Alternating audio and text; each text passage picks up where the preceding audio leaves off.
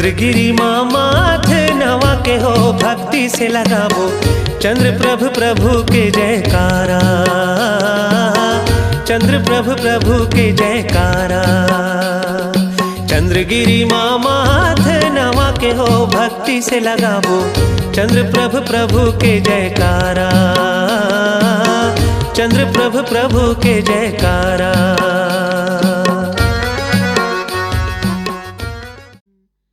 वर्धमानाय निर्धूतिकलिलात्मने सालोकानां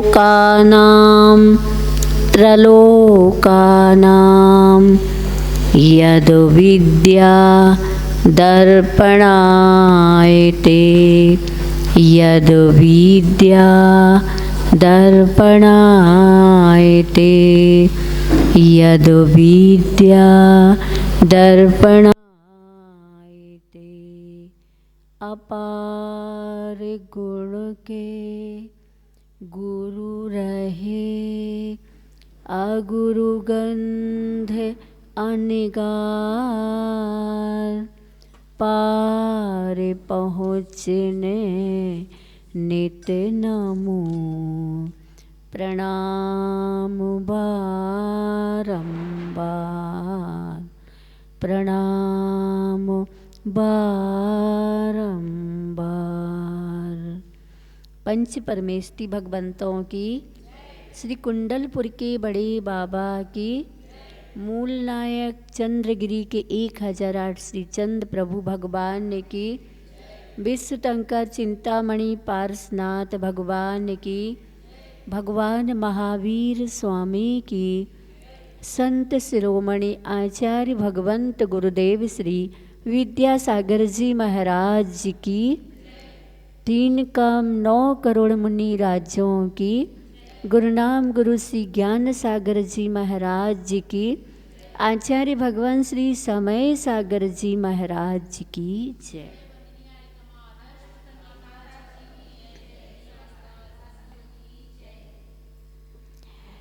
प्यारी प्यारी भव्यात्माओं, गुरु वर्णम भक्ति निर्झर के गवाक्ष से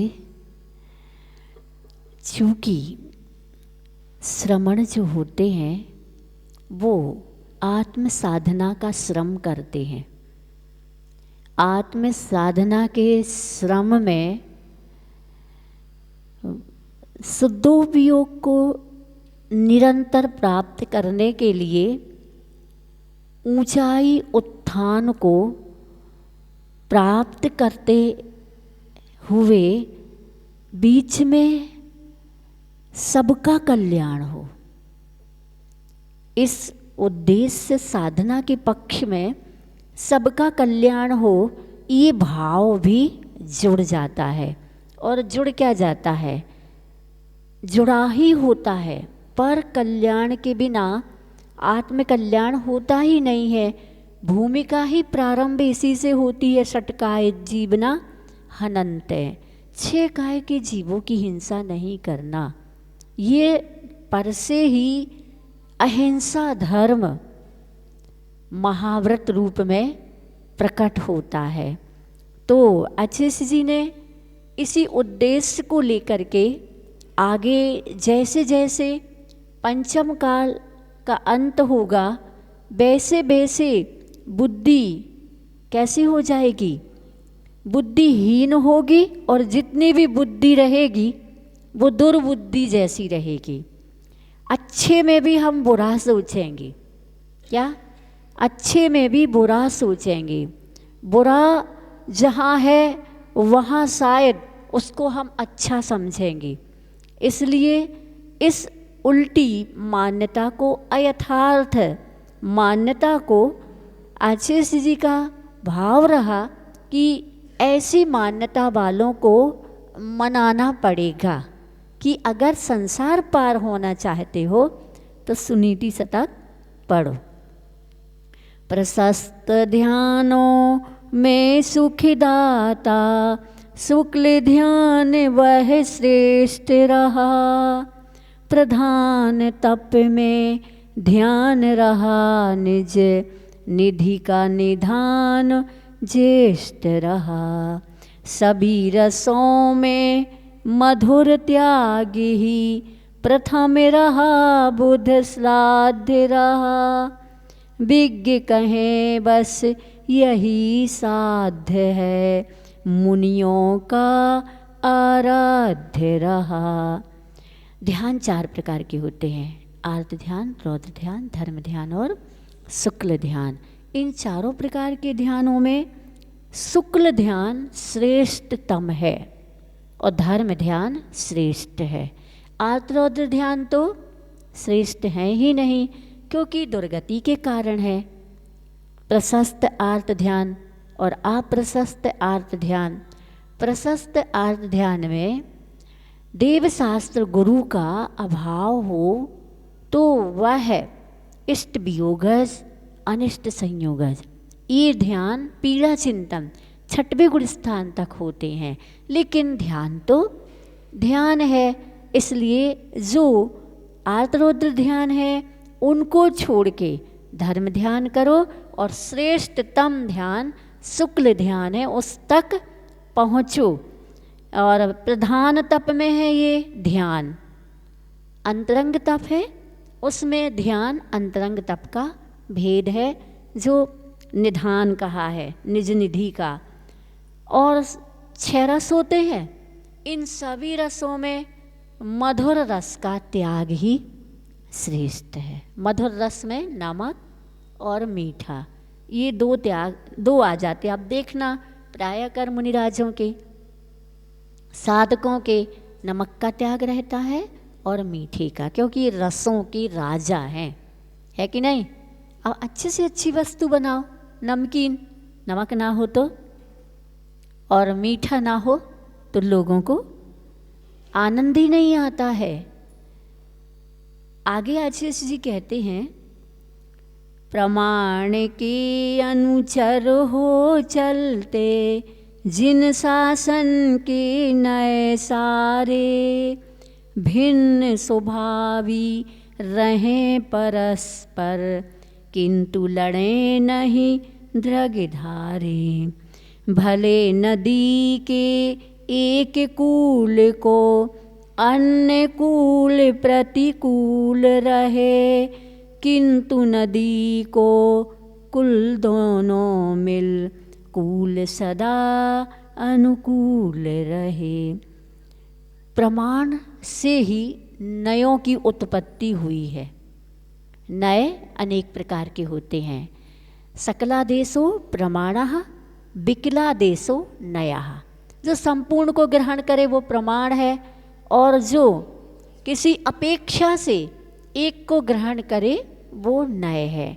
तो वैसे मूल में आप लोगों को मालूम होगा कि व्यवहार नय और निश्चय नय, लेकिन कतिपय लोगों की धारणा में व्यवहार है और निश्चय उपादेय है। लेकिन आचार्य जी ने बहुत अच्छे तरीके से हम सबको नयों का ज्ञान कराया है। जैसे आपकी 2 आँखें हैं, अगर एक आँख को कोई चाहे अब सुरक्षित रखने के लिए बंद करके रख ले और एक आँख से प्रयोग करे, हो नहीं सकता। इस आँख पर ना देखे तो भी प्रभाव तो पड़ेगा। आचार्य का कहना है पक्षी के 2 पंख। पक्षी सोचे एक पंख को आज बचा लो, कल बुजुर्ग होऊंगा, वृद्ध हो जाऊंगा, उम्र वाला हो जाऊंगा तो दूसरे पंख से उड़ूंगा, ऐसा हो नहीं सकता। दोनों पंखों के प्रयोग से वह स्वतंत्र आसमान में विचरण करता है और फिर दोनों पंखों को विश्राम दे करके यूं विचरण करता है, फिर आनंद लेता है। पहले गति प्रदान करता है दोनों पंखों से, फिर जब गति प्राप्त हो जाती है तो स्वतंत्र होकर के दोनों नयों को विश्राम दे के, दोनों पंखों को विश्राम दे के वह स्वतंत्र आसमान में विचरण करता है। आचार्य ने अभी तत्काल में सुनीति शतक में उदाहरण दिया है। नदी बहती है 2 तटों से बहती, चूँकि व्यवहार निश्चय नहीं है और निश्चय व्यवहार नहीं है, लेकिन निश्चय का हेतु व्यवहार है। अगर आप यहाँ आए हैं तो कैसे आए हैं? वाहन से आए हो, ये वाहन व्यवहार है, लेकिन लक्ष्य क्या था? चंद्रगिरी आना, तो पहले चंद्रगिरी आना, चंद्रगिरी निश्चय है और चंद्रगिरी आने का आपने निर्णय किया, निर्णय किया तो पहले निर्णय होता है किसका? निश्चय का। फिर व्यवहार होता है किसको पाने के लिए? निश्चय को पाने के लिए। तो आशीष ने कहा एक तट दूसरे तट के प्रतिकूल है क्या? दो तट के बीच में नदी बहती है, एक तट दूसरे तट से मिलते नहीं हैं, लेकिन प्रतिकूल भी नहीं है। अगर एक तट तोड़ दो तो नदी यत्र तत्र बिखर जाएगी और कहीं पर खतरा भी पैदा कर देगी। इसलिए दोनों तट नदी को संभाल के, संभाले क्या? इन दोनों तट के बीच से नदी बहती है। ऐसे ही हमारा मोक्ष मार्ग है, निश्चय और व्यवहार, दो तट के बीच से मोक्ष प्राप्त करता है।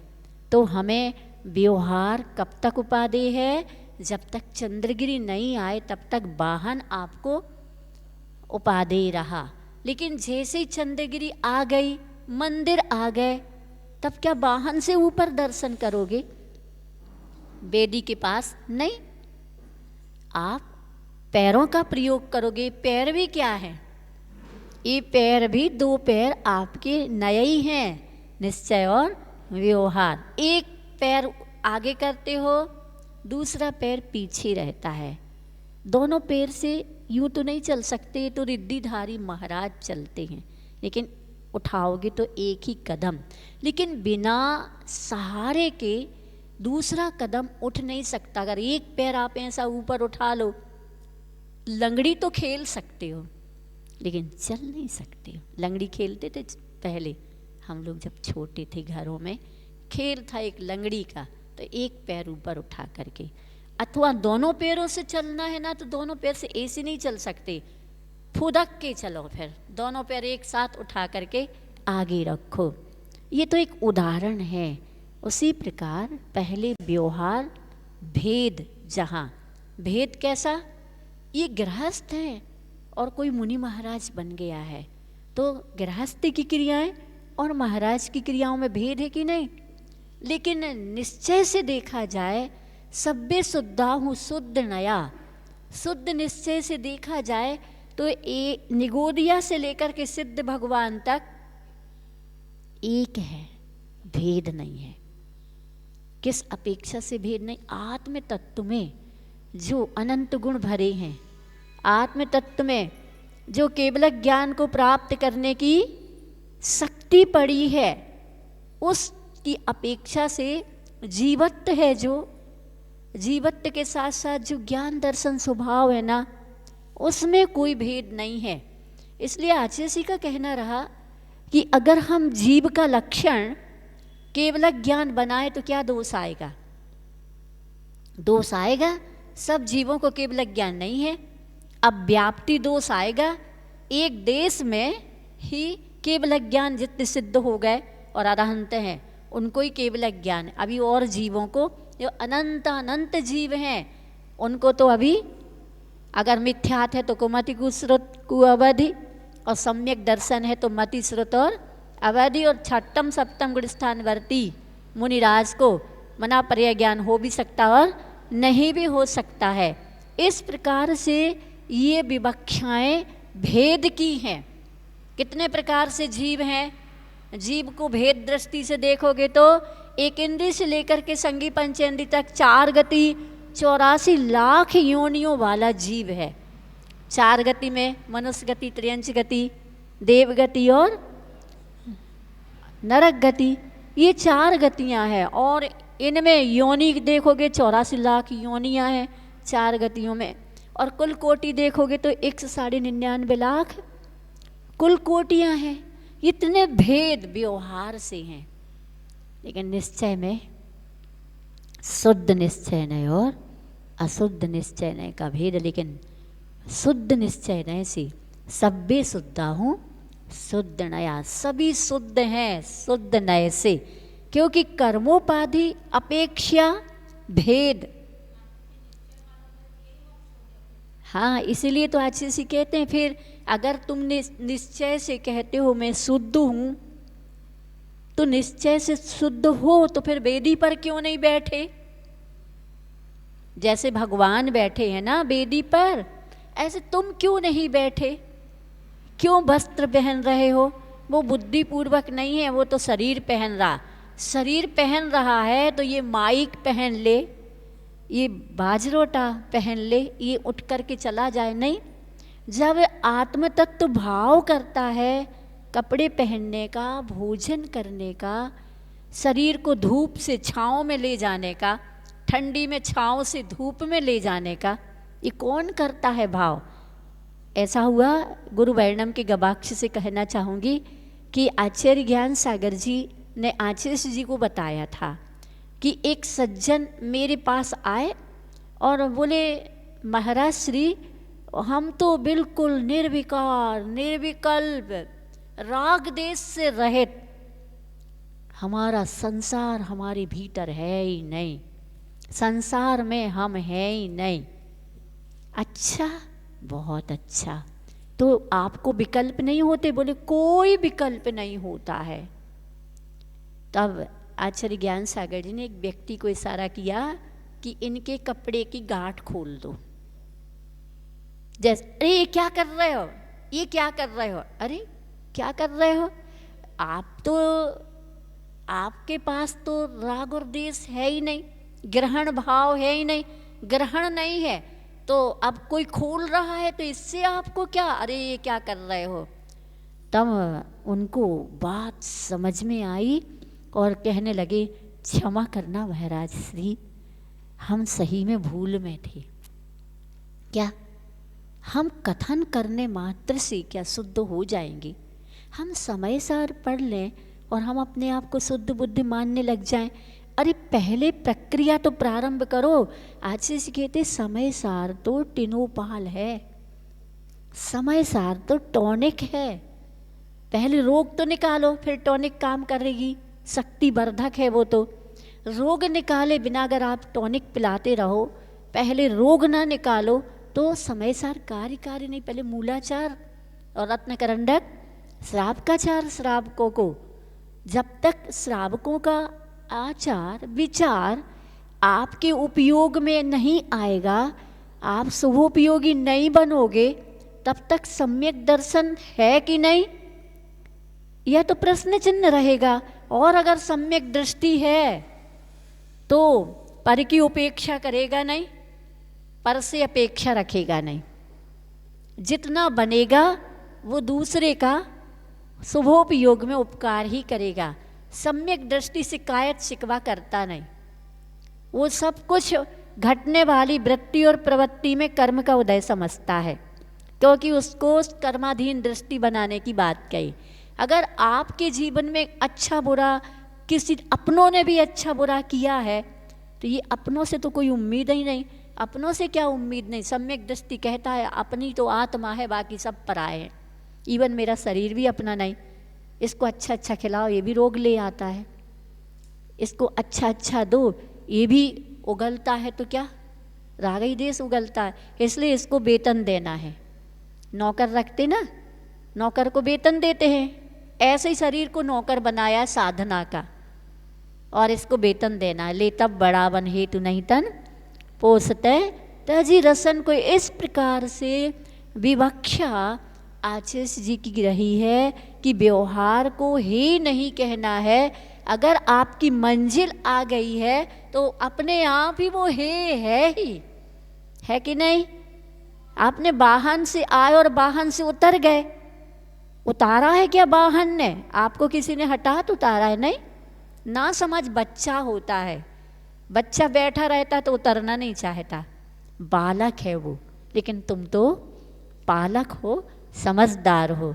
अगर मोक्ष मार्ग में आए हो तो ना समझ नहीं हो, मोक्ष मार्गी तो समझदार होता है। और अच्छा समझदार हो, सच में समझदार हो।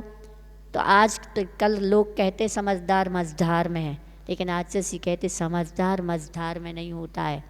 समझदार तो मझधार में भी किनारा खोज लेता है। क्या? समझदार मझधार में भी किनारा पा लेता है।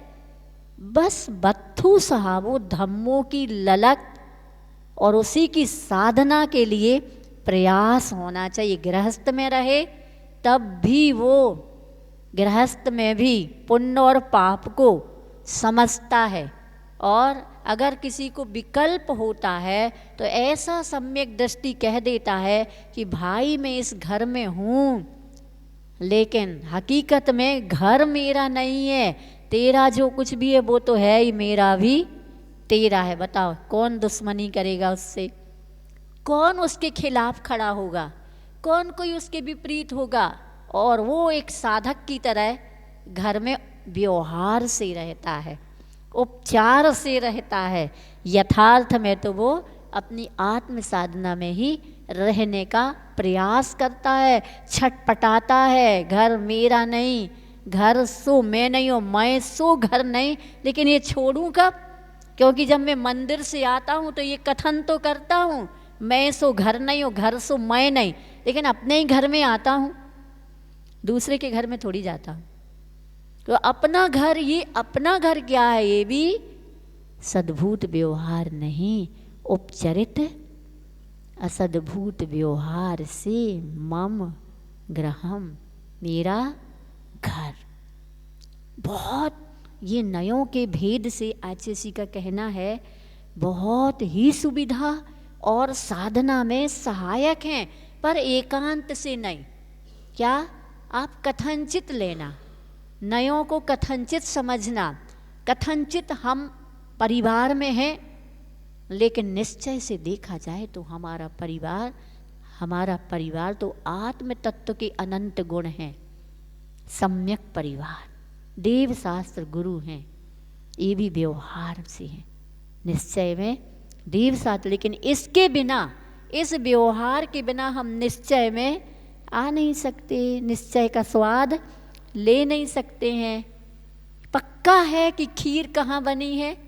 पात्र में बनी है खीर, क्या बर्तन में बनाई गई है खीर, लेकिन स्वाद किसको आ रहा है? बर्तन को, खाने वाले को, है कि नहीं? ऐसे ही निश्चय का स्वाद किसे आता है? जिसने ये निर्णय कर लिया है और साधना पक्ष को वह व्यवहार में, साधना में वह अपने को धर्म ध्यान नहीं मान रहा। बताइए, आप मंदिर जाना धर्म ध्यान है? क्यों? मंदिर जाना धर्म ध्यान है क्या? और मंदिर में जा कर के भी भेद करते रहे, जी भगवान धातु के अच्छे लग रहे और जी भगवान पाषाण के। ये भेद मंदिर में जाके कि कैसा होना चाहिए? दासोहम दासोहम, दा दर्शन से मिट गयो, सोहम सोहम सोहम सोहम, उसके बाद सो भी समाप्त हो जाए। भगवान जो आप हैं वो हम हैं, लेकिन अब हम ही हैं। ये पहले से ही हम कहने लग जाओ, अंतर तक पहुँचो ही नहीं, अंतरात्मा बनो ही नहीं। अंतर्मुखी तो है ही नहीं, बहिर्मुखी है। घर छोड़ा नहीं, गृहस्थी छोड़ी नहीं, मेरा तेरा छोड़ा नहीं, हिस्सा छोड़ा नहीं, फिर भी कह रहा है मैं भगवान आत्मा हूँ। तब आचार्य कहते स्वाध्याय अच्छे से करो, आगम अच्छे से पढ़ो, जैसा कहा गया है नयों की विवक्षा से पढ़ो, और नए की विवक्षा से पढ़ोगे तो नयों का प्रयोग मुख्य और गौण हो करके होता। अगर निश्चय को मुख्य है तो व्यवहार गौण होगा, और व्यवहार मुख्य है तो निश्चय गौण का मतलब हटेगा नहीं, हटाना नहीं है। गौण का मतलब ऐसा नहीं कि अब इसको हटा दो, अलग रख दो। गौण का मतलब ये नहीं कि आँखें ही बंद कर लो। गौण का मतलब ये नहीं कि एक पंख समेट लो, गिर जाओगे। गौण का मतलब हम कथन में मुख्यता किसकी दे रहे वो है। तो यहाँ पर स्वामी समंतभद्र जी कहते हैं जिसको सम्यक दर्शन है, और सम्यक दर्शन है तो वो नयों से ही अपने जीवन को आत्म साधना के परिप्रेक्ष्य में संदर्भ के अनुरूप वह मुख्य और गौण की विवक्षा करके खुद को समझेगा और दूसरे को भी समझाएगा। तो यहाँ पर चूँकि अणुव्रतों का वर्णन चल रहा, अणुव्रत में 3 गुणव्रतों का वर्णन हो चुका और 4 शिक्षा व्रत में कौन से शिक्षा व्रत का वर्णन चल रहा है? प्रोष्ठोपवास शिक्षा व्रत का। और अब प्रोष्ठोपवास शिक्षा व्रत के अतिचार, अर्थात जो प्रोष्ठोपवास करता है, प्रोष्ठोपवास का मतलब होता है अष्टमी चतुर्दशी को उपवास और सप्तमी और नवमी को एक एक भुक्ति और 2 एकासन और बीच में मतलब एक एकासन, एक उपवास और एक एकासन, ऐसे 3 दिन चतुर्दशी के में तेरस चतुर्दशी, पूर्णिमा, अमावस्या, सप्तमी, अष्टमी और नवमी 4 भुक्ति का त्याग करना प्रोष्ठोपवास कहा है। उसके अतिचार क्या हो सकते हैं तो बता रहे हैं पृष्ठ 69 और श्लोक 110वां। ग्रहण विसर्गास्तरणान, हाँ, ग्रहण विसर्गास्तरणा न्यदृष्टमृष्टान्यनादरा स्मरणे, ग्रहण विसर्गास्तरणान यदृष्टमृष्टान्यनादरा स्मरणे, यत प्रोषदोपवास व्यतिलंघन पंचकम तदिदम।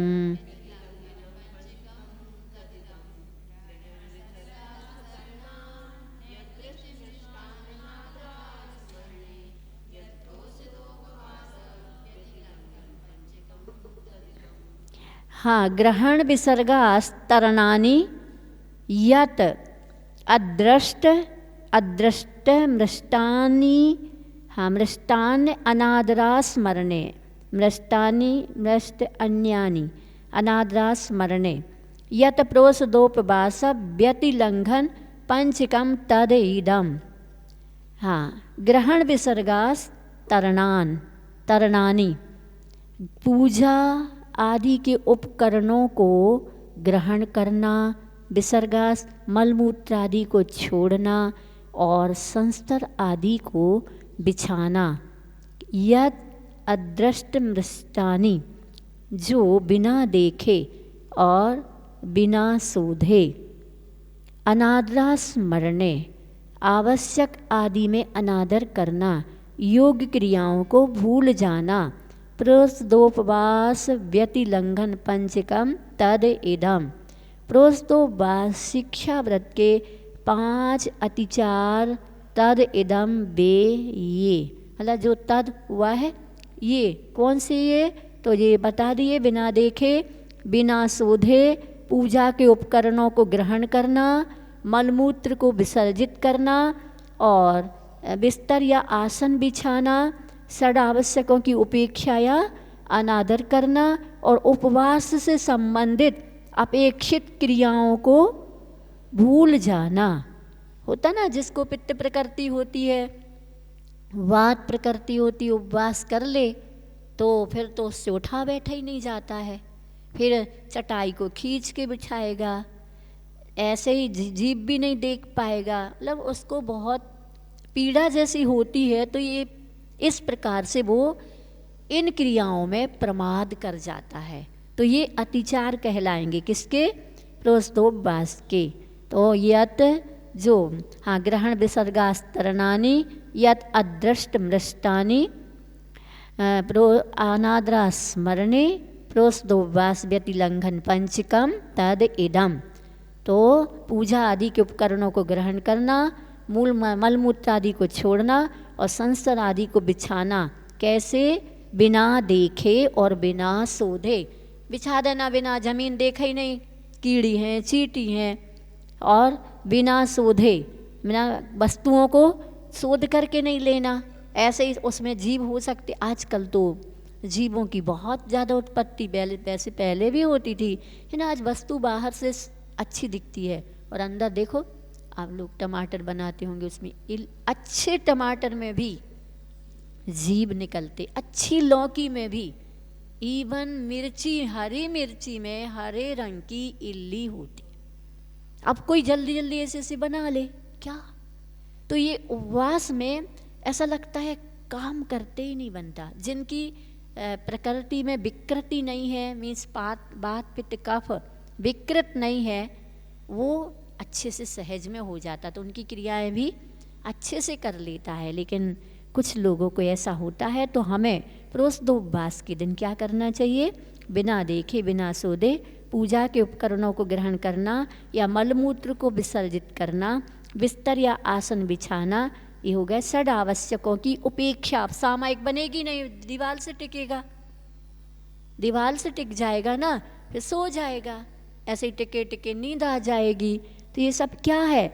6 आवश्यक। पूजन कर रहा है, बोला ही नहीं जा रहा, बोलते ही नहीं बन रहा मुंह से, अब डाल रहा है ऐसे, क्या चढ़ाना क्या नहीं चढ़ाना, विस्मरण हो रहा है।